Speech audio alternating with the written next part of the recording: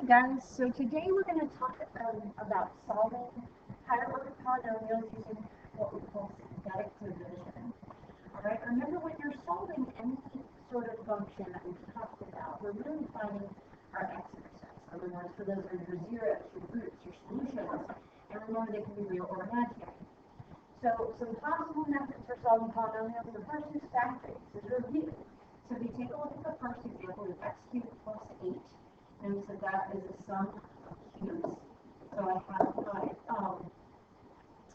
my pattern that I look for. A, B, A squared, A times B, and then B squared. And then we just remember to use, so catch up myself here. Now, with factoring, we set our factors then equal to 0 and we solve for x. So our first solution is x equals -2. Now our second solution, that x squared minus 2x plus 4 can't be factored. So another way to solve a quadratic is your quadratic formula. So let's find our determinant first. Remember that's b squared minus 4 times a times c, which is going to be 4 minus 16 or negative 12. That means we have two imaginary solutions. So one real, two imaginary. So we're going to do our whole formula now.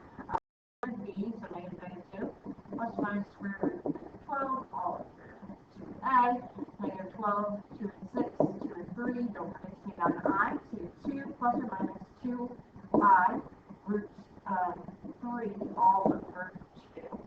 Okay, all three of those are divisible by 2, you need 1 plus or minus I root 3.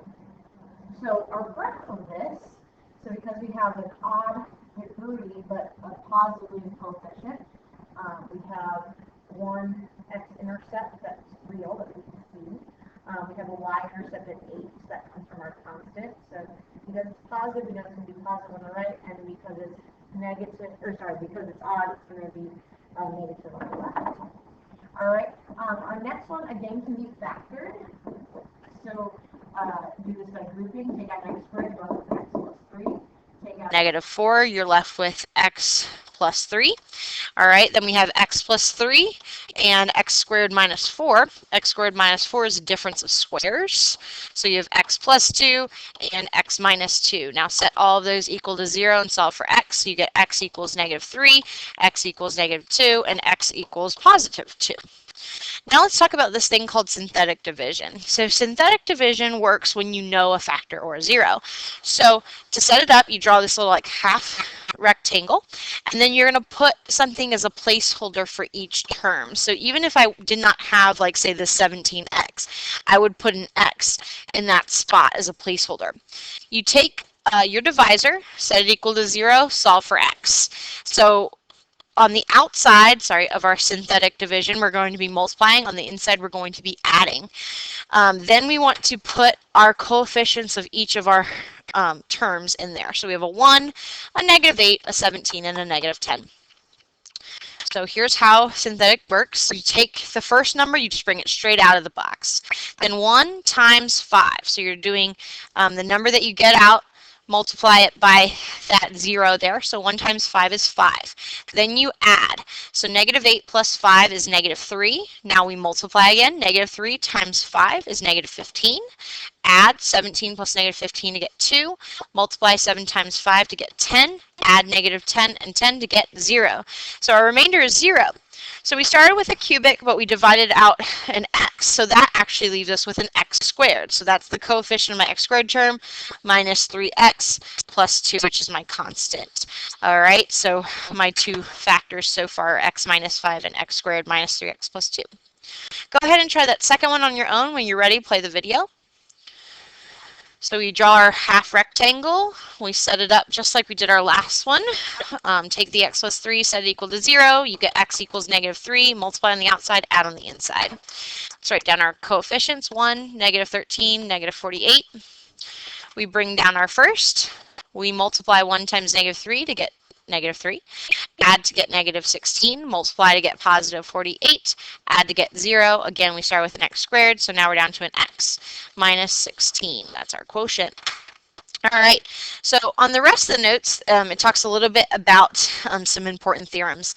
The first theorem is the remainder theorem. So if a polynomial f of x is divided by x minus k, then the remainder r is r equal to f of k. So if you plug in the divisor value into your function, you will get the same value as the remainder you get when you divide. So what's the point? It gives us points on the graph. Okay, so it gives us points on the graph. All right, so they're going to be of the form of x comma y, of course, but divisor comma remainder, because whatever you're dividing by, you'll get a remainder, and those are your coordinate points. Another important theorem is our factor theorem. So a polynomial f of x has a factor x minus k if and only if f of k equals 0. So if the remainder is 0, then divisor is a factor, hence k is a 0. So again, divisor, remainder. If our divisor actually divides evenly and we have a remainder of 0, that means we found a 0, also known as an x-intercept. We like it when that happens, okay? So our last problem, we're going to do the whole shebang. So we've got f of x equals x cubed plus 6x squared plus 10x plus 3, and we have x equals negative 3. So we're going to do synthetic division. X cubed, x squared, x and a constant. We're dividing by negative 3. Remember, we multiply on the outside, add on the inside. We're going to write our coefficients of 1, 6, 10, and 3. Bring down the first, multiply to get negative 3, add to get positive 3, multiply to get negative 9, add to get positive 1, multiply to get negative 3, add to get 0. We started with a cubic, so now we're at a squared, x squared plus 3x plus 1. Now we want to actually figure out the rest of the zeros. Now x squared plus 3x plus 1 will not factor. So we're going to do our quadratic formula. Start with your discriminant. B squared minus 4 times A times C. So we have 9 minus 4, which is 5. So that tells us since it's positive, we're going to have two real solutions. Okay, so x equals negative b plus or minus the square root of 5 all over 2a.